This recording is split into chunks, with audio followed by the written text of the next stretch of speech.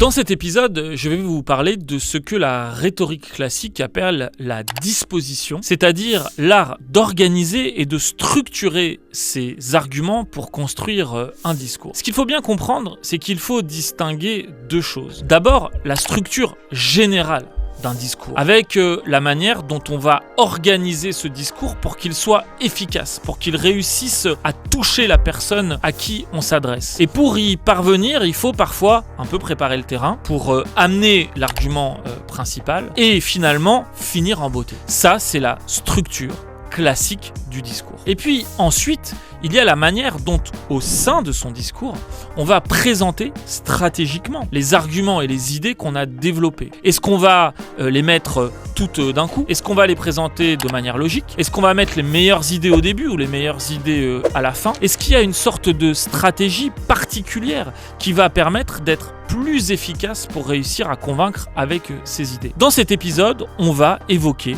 d'abord la structure classique du discours et puis ensuite comment être stratégique pour réussir à être plus convaincant dans la manière dont on présente l'ensemble de ces idées.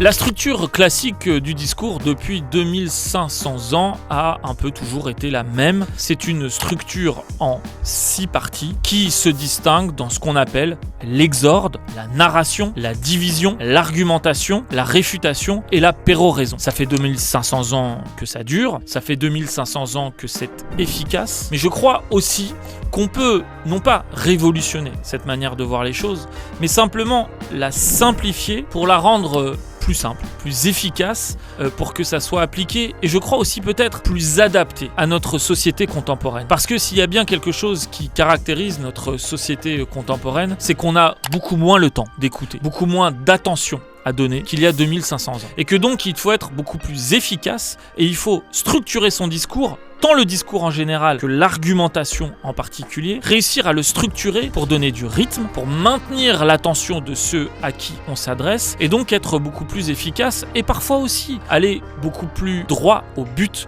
dans ce qu'on veut expliquer. Et donc, la manière dont moi je simplifierais les choses, quand on veut organiser un discours, ça sera en 4 parties. La première partie, c'est l'accroche. La deuxième partie, c'est la problématisation. La troisième partie, c'est l'argumentation. Et la troisième partie, c'est la conclusion. Je vais revenir sur ces 4 parties rapidement pour que vous compreniez à quoi elles servent. Mais l'idée générale qu'il faut bien comprendre, c'est que votre idée principale, votre structure argumentative, elle va se trouver dans la partie qui s'appelle l'argumentation. Mais que pour que cette argumentation réussisse à toucher ceux à qui vous vous adressez, il va falloir un peu préparer le terrain pour ouvrir leur écoute. Il va falloir ensuite leur montrer en quoi l'argumentation que vous allez développer répond à un problème et que si vous posez bien le problème, vous donnerez l'impression de bien répondre à ce problème dans votre argumentation et que si vous voulez au final réussir à emporter la conviction de ceux à qui vous vous adressez et qu'ils emportent avec eux l'argumentation que vous leur avez préparée, il est utile parfois de bien conclure avec une forme qui soit efficace, justement pour réussir à convaincre ceux à qui vous adressez. Accroche, problématisation, argumentation, conclusion, on revient rapidement sur ces 4 étapes du discours. Ce qu'on appelle l'accroche dans le discours, c'est la manière dont vous allez commencer. Pourquoi je n'ai pas appelé ça l'introduction ? Parce que il n'y a pas nécessairement l'utilité d'en faire une introduction au sens où c'est un développement important. L'accroche, ça peut être une phrase, ça peut être un mot, ça peut être une formule, ça peut être quelque chose de très court mais très efficace qui va permettre de commencer votre discours et qui a 2 buts. Le premier, capter l'attention de ceux à qui vous vous adressez. Le deuxième but, réussir à vous assurer leur bienveillance ou à minima leur écoute attentive à ce que vous allez dire. Pour ce faire, il va falloir réfléchir à la meilleure manière de capter leur attention et d'obtenir leur bienveillance. Et il n'y a pas de méthode toute faite, il n'y a pas de formule magique pour y parvenir. Et c'est à chacun de réussir à trouver le meilleur moyen de le faire. Ma méthode à moi, c'est de m'interroger intimement sur mon ressenti par rapport au dossier et d'essayer d'être le plus honnête possible sur ce que je ressens et sur ce qui, à mon avis, peut être ressenti par tout le monde dans le dossier. Et quand j'arrive à capter ce sentiment, à capter cette impression sur un dossier, sur une audience, sur une idée, sur un sujet, alors l'idée c'est de le formuler de la manière la plus impactante, la plus frappante possible pour que ceux à qui je m'adresse se disent « Waouh, il a pas tort, il a pas forcément raison, je suis pas forcément totalement d'accord avec lui, mais en tous les cas, il a pas tort et donc j'ai envie d'écouter ce qu'il a à dire sur ce sujet. » La méthode pour cela, ça peut être de jouer sur l'émotion, partager avec ceux qui vous écoutent une émotion dont il vous semble qu'elle sera partagée par toutes et qui est incontestable. Ça peut être aussi d'utiliser une anecdote, d'utiliser un moment d'audience, d'utiliser une idée forte à laquelle tout le monde peut s'accorder et qui va rallier à vous ceux qui résonnent comme vous, leur tendre la main pour ensuite les emmener sur le chemin de l'argumentation que vous aurez à développer. Ça peut être aussi tout simplement quelque chose de l'ordre de la provocation, mais pas une provocation gratuite, mais plutôt une provocation à poser une question réelle, une question sincère qui va amener les personnes à s'interroger et donc à faire le premier pas, parce que quand on s'interroge, nécessairement on fait le premier pas vers celui dont on estime qu'il pourra vous donner un début de réponse. Je vous donne 3 exemples célèbres dans l'histoire de France qui illustrent, je trouve, à merveille des accroches efficaces. La première, c'est celle prononcée par Charles de Gaulle en 1958 lors des événements de la guerre d'Algérie et qui commence son discours en disant « Je vous ai compris ». Vous imaginez bien, venant de celui qui était le chef d'État de la France à l'époque, dans un contexte extrêmement perturbé et tendu, où on demandait énormément de choses au chef de l'État pour résoudre ce problème, alors que celui-ci était censé venir dire « J'ai tout compris, je vais vous donner la solution », c'est une manière d'attirer l'attention de ceux qui l'écoutent, de venir dire « Je vous ai compris », de venir ramener à lui ceux qui l'écoutent pour attirer leur bienveillance et surtout, bien que ça soit pas formulé sous forme de question, de venir créer du suspense. Je vous ai compris, sous-entendu, et maintenant je vais vous dire en quoi je vous ai compris et en quoi, parce que je vous ai compris,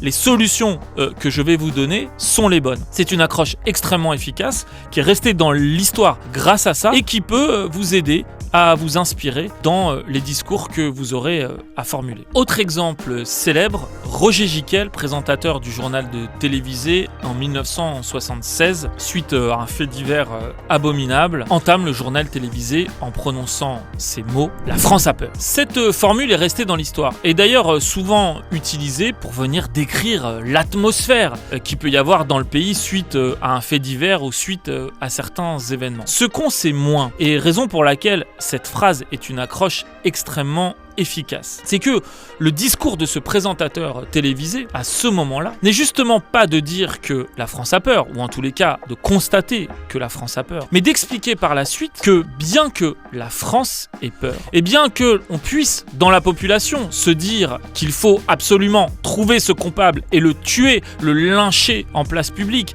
qu'il faut laisser place à cette peur pour justement faire office de justice par la suite, eh bien son discours est de dire exactement l'inverse. La France a peur et je la comprends. Mais si la France a peur, la France ne doit pas céder à cette peur, ne doit pas céder à la panique, et c'est une forme de tentative de compréhension, ou en tous les cas la justice qui doit succéder à cette peur. Et je dois dire que du point de vue de la stratégie argumentative, c'est extrêmement efficace. Parce qu'en disant la France a peur, en réalité, il s'accorde l'attention par cette formule extrêmement forte, mais aussi quelque part, je ne sais pas si c'est la bienveillance, mais en tous les cas la compréhension de tous ceux qui se retrouvent à ce moment-là dans cette formule, de tous ceux qui ont peur. En disant la France a peur, tous ceux qui ont peur l'écoutent. Tous ceux qui ont peur se disent lui comme moi a peur. Et donc j'ai envie d'entendre ce qu'il a à dire par la suite. Il les prend par la main, par une formule qui est fédératrice, et il les emmène sur le terrain qui est le sien, c'est-à-dire de dire, bien que vous ayez peur, vous ne devez pas laisser place à la panique et à la vengeance, et vous devez faire confiance à la justice. C'est une accroche extrêmement efficace pour réussir à se rallier ceux qui, a priori, ne sont pas d'accord avec ce qu'il va dire. Le troisième exemple d'accroche qui a marqué l'histoire, c'est l'accroche prononcée par Simone Veil en 1974 pour introduire son discours sur la loi pour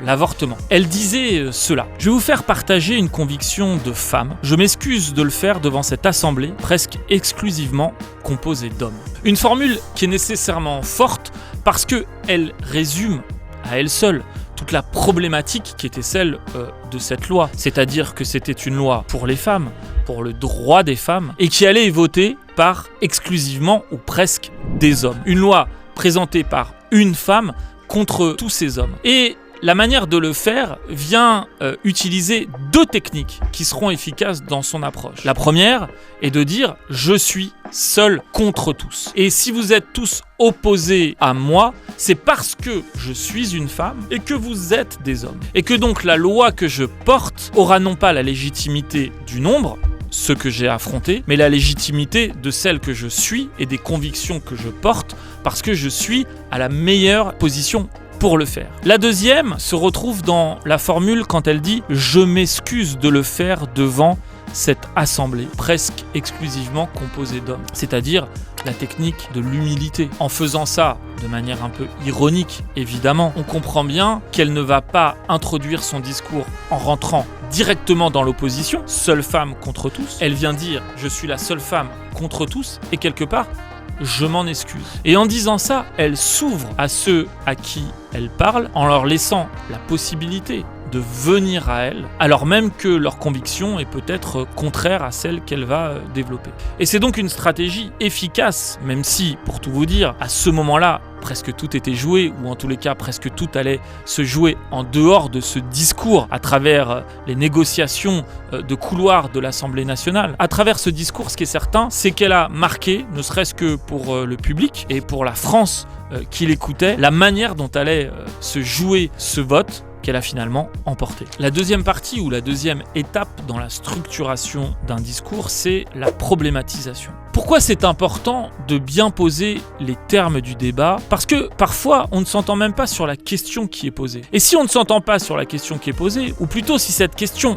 est mal posée, il est certain qu'on ne pourra pas y apporter une bonne réponse. Il vous appartient donc, dans la manière dont vous allez présenter votre discours, de réussir à réorienter les choses pour poser la question au mieux, pour justement y répondre au mieux. Je vous donne un exemple très simple et très concret pour que vous compreniez ce que je veux dire. Dans une affaire dans laquelle j'avais à défendre un homme accusé de meurtre, on lui reprochait d'être le coupable. Et toute l'argumentation de l'accusation était de dire que sur place, il y avait un témoin. Et que ce témoin donnait une description du tueur qui ressemblait à celle de mon client. Le même gabarit, la même taille, la même couleur de peau, des vêtements qui peuvent correspondre, une attitude qui peuvent correspondre. Et la question telle qu'elle était posée par l'accusation était donc de dire si celui qui est accusé correspond à la description qui est donnée par le témoin, c'est donc qu'il est coupable. Sauf que toute mon argumentation à moi était de dire que mon client ne pouvait pas se trouver à cet endroit-là, à ce moment-là, parce que l'étude de sa téléphonie, c'est-à-dire de la géolocalisation de son téléphone, permettait de démontrer que, un certain temps avant les faits, il était été une distance telle qu'il n'aurait pas pu physiquement se déplacer entre l'endroit où il était avant et l'endroit où s'est passé le crime au moment où ça s'est passé. Et donc la question que moi, je voulais poser à la cour d'assises n'était pas de savoir si la description correspondait à mon client, mais plutôt de savoir si, alors que sa géolocalisation le bornait, le positionnait à un endroit, il était possible qu'il se trouve au lieu des faits au moment des faits. Et une fois que j'avais posé cette question-là, c'était beaucoup plus facile pour moi d'y répondre. Parce que je disais, en gros, 10 minutes avant, il se trouvait à une telle distance qu'il est physiquement impossible de parcourir les 2 km entre la distance où il se trouvait et la distance où a eu lieu le crime 10 minutes plus tard. Et si donc il est impossible de parcourir cette distance-là en 10 minutes, il est nécessairement innocent. La question était donc, est-ce qu'on peut parcourir 3 km à pied en 10 minutes ? Et cette réponse-là, elle est extrêmement simple. Non, c'est impossible. Et en posant une question simple à laquelle j'apportais une réponse simple, je disqualifiais toutes les autres questions du dossier et je m'assurais d'emporter la conviction de ceux à qui je m'adressais, qui à ce moment-là avaient une question extrêmement simple, une réponse extrêmement simple et ont effectivement prononcé un acquittement pour mon client. Une fois donc que vous avez fixé la problématisation de la question que vous avez à résoudre, on en vient à la pièce principale de votre discours, c'est-à-dire l'argumentation. L'endroit où vous allez pouvoir développer et agencer toutes vos idées et tous vos arguments pour présenter le raisonnement et la démonstration qui est la vôtre. Dans l'épisode suivant, je me consacrerai essentiellement à cette partie qui est l'argumentation et qui mérite des développements importants pour comprendre comment vous allez sélectionner les idées, comment vous allez les agencer entre elles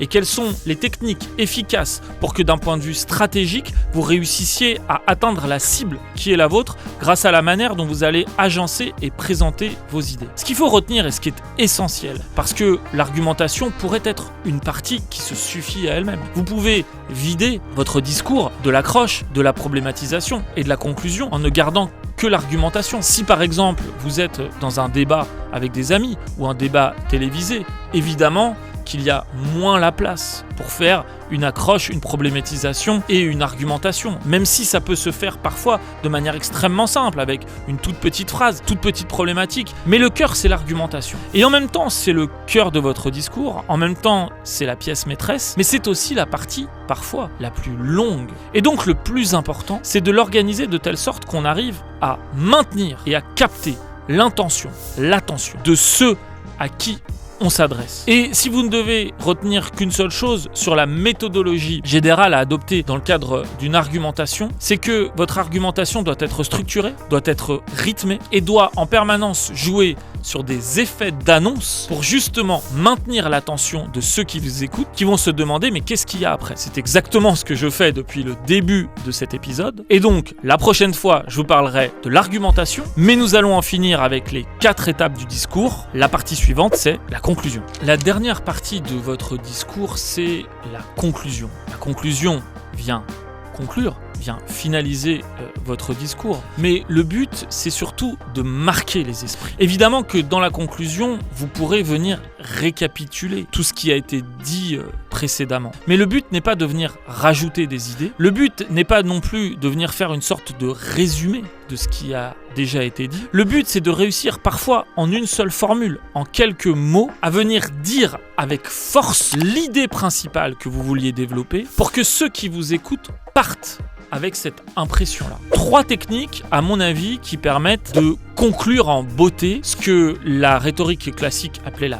péroraison et qui sont des petites techniques pour justement marquer les esprits de manière forte. La première chose, c'est qu'une conclusion doit être rythmée. Ça ne veut pas forcément dire court, même si c'est mieux si c'est court, mais ça veut dire que ça doit être rythmé. C'est-à-dire que là où l'argumentation prenait le temps d'expliquer les choses, de rentrer dans les détails, l'argumentation doit aller vite, doit enchaîner les choses, doit emporter les gens pour réussir justement à venir récapituler de manière dynamique ce qu'on veut dire pour que les esprits soient marqués. Exactement comme je viens de le faire. La deuxième chose, c'est d'utiliser l'émotion. De la même manière où on a pu utiliser l'émotion dans l'accroche et de la même manière que l'émotion est une clé pour ouvrir les esprits de ceux qui vous écoutent, l'émotion est aussi une clé importante pour que dans la conclusion viennent s'immiscer dans le cœur de ceux qui vous écoutent les choses, viennent s'infuser entre eux, ce qui va peut-être guider la manière dont ils vont se forger une conclusion par la suite. Il n'est pas question de passer des heures à jouer sur le pathos, sur l'émotion triste pour faire pleurer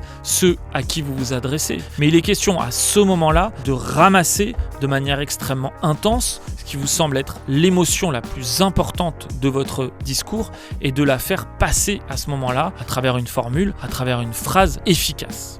Et la troisième chose très importante dans une conclusion, c'est qu'on se rende compte que c'est la fin. Très souvent, les personnes qui concluent finissent par une phrase prononcée de manière un peu trop banale ou un peu trop simple qui fait qu'on ne se rend pas compte que c'est la fin. Et si on veut durablement marquer les esprits et surtout s'assurer que les gens comprennent que c'est la fin, cette phrase finale doit être amenée, comme je l'ai dit, par le rythme de ce qu'on raconte, par le style dont on le raconte, mais aussi la manière de prononcer la phrase finale avec un silence. Un silence qui vient dire à ceux à qui on s'adresse que c'est la fin. Et pour conclure, je vous donnerai un exemple. C'est une phrase prononcée par Badinter lors d'une plaidoirie, qu'il a faite dans la dernière affaire dans laquelle était encourue une peine de mort, et cette plaidoirie qui a marqué les esprits et qui les marque jusqu'à aujourd'hui. Voilà comment donc il a conclut son discours en 1977. Vous demeurerez seul avec votre décision. On abolira la peine de mort et vous resterez seul avec votre verdict pour toujours. Et vos enfants sauront que vous avez un jour condamné à mort un jeune homme et vous verrez leur regard.